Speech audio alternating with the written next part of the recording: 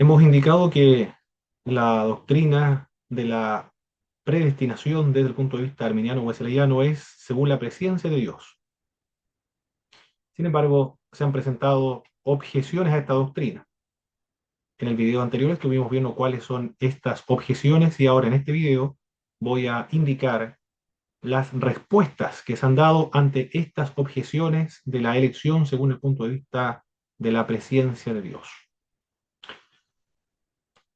Los arminianos no son los únicos en sostener la doctrina de la presencia de Dios como base de la elección.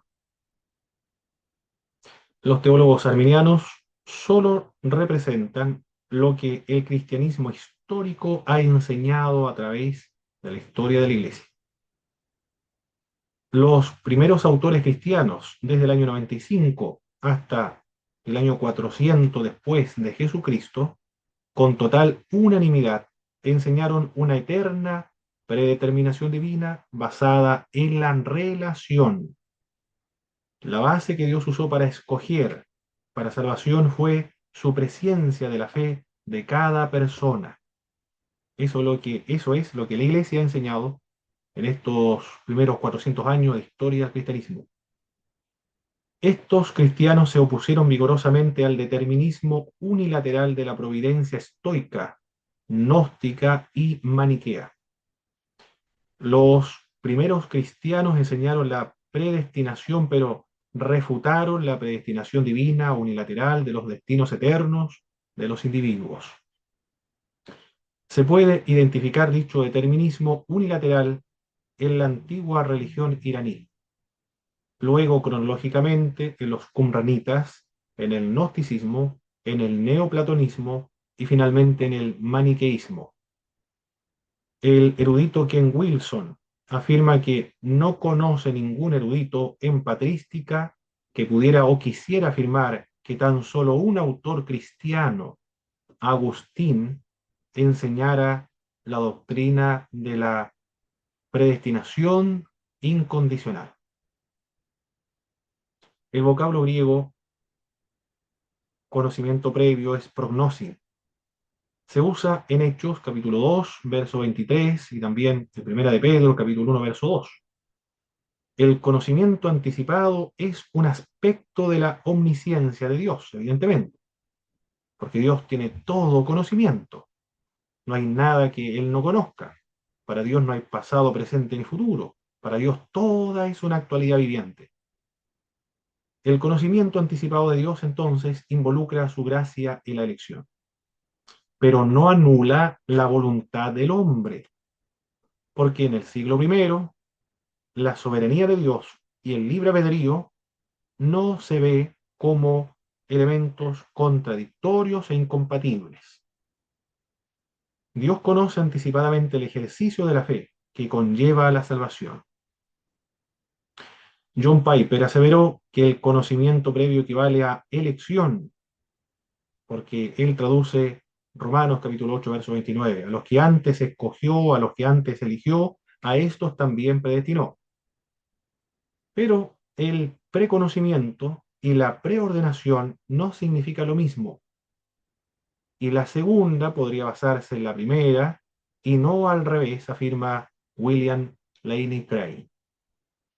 Los pasajes de Romanos capítulo 8, verso 29 y Primera de Pedro capítulo 1, verso del 1 al verso 2, el significado de preconocer o saber de antemano no puede reducirse sin redundancia a preordenar, ya que Pedro se refirió a sus lectores como escogidos o electos, mientras que Pablo usa preordenar como consecuencia de preconocer. En ocasiones se sugiere que preconocer con respecto a los escogidos significa elegir de antemano, de modo que el preconocimiento y la elección incondicional a la salvación se convierten en sinónimos. Pero no existen pruebas lingüísticas, bíblicas o extrabíblicas que apoyen esta sugerencia de que preconocimiento es exactamente lo mismo que elección incondicional. Incluso si se acepta que muchas de las profecías bíblicas se basan en la preordenación, parece claro que el preconocimiento de Dios de varios otros eventos futuros, no pueden ser explicados de esta manera. Porque la Biblia enseña que los humanos tienen libertad genuina y que en muchos casos lo que Dios hace depende de cómo responden los seres humanos a esta iniciativa. En el mundo judeo-cristiano no existe esta incompatibilidad de la soberanía de Dios y la libertad del ser humano. No existe este problema, esta dicotomía entre uno y otra cosa. Estos problemas de la soberanía de Dios y la elección del ser humano, libre albedrío del ser humano, corresponden a periodos históricos posteriores al siglo I, siglo IV, con Agustín de Hipona, siglo XVI, con Juan Calvino.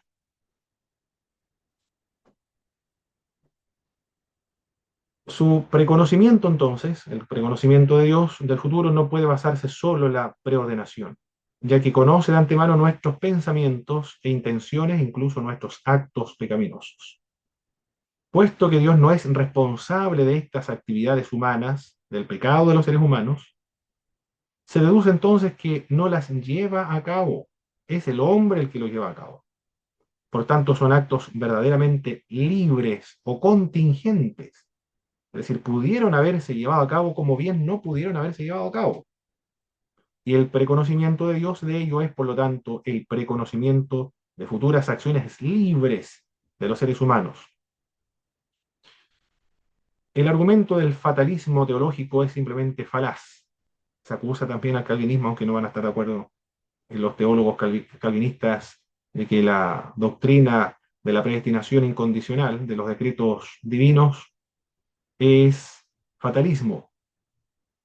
Del preconocimiento de Dios, de una acción libre, uno puede inferir solo que esa acción ocurrirá, no que necesariamente deba ocurrir. Los teólogos cristianos siempre han insistido en que el contenido del preconocimiento de Dios no es necesario. El agente que realiza la acción puede abstenerse, y si la gente opta por la abstención, el preconocimiento de Dios sería entonces diferente.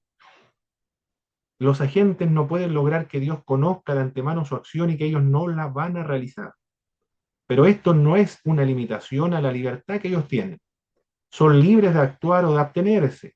Y cualquiera que sea la elección que los seres humanos escojan o elijan, Dios lo sabría de antemano. Por eso es que Dios conoce de antemano. Porque el conocimiento de Dios, aunque cronológicamente anterior a esta acción, es lógicamente posterior a la acción y determinado por esta acción del ser humano.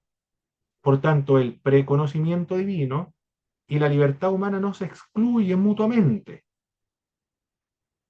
Los pentecostales, cuyas raíces provienen del arminianismo, del movimiento metodista, de los wesleyanos, movimiento de santidad, por medio de la doctrina de la salvación de John Wesley, concuerda que conocer de antemano es un verbo que sugiere más que el conocimiento intelectual.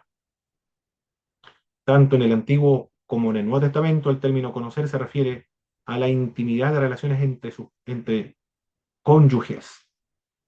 Por medio de Amós, el Señor le dice a Israel, a vosotros solamente he conocido. Pablo dice, a fin de conocerles, en Filipenses capítulo 3, verso 10. Estos ejemplos bíblicos señalan con toda certeza que conocer la Biblia incluye el amor y la relación. La Biblia afirma que Dios ama a todo el mundo, ciertamente. El Señor conoce de manera previa todos los pensamientos y acciones de todos los seres humanos. Sin embargo, cuando la Biblia se refiere a aquellos que creen en su Hijo, aplica el conocimiento previo a ellos y solo a ellos. Estas son las respuestas que se han dado acerca de la predestinación según la presencia de Dios a aquellos que la objetan.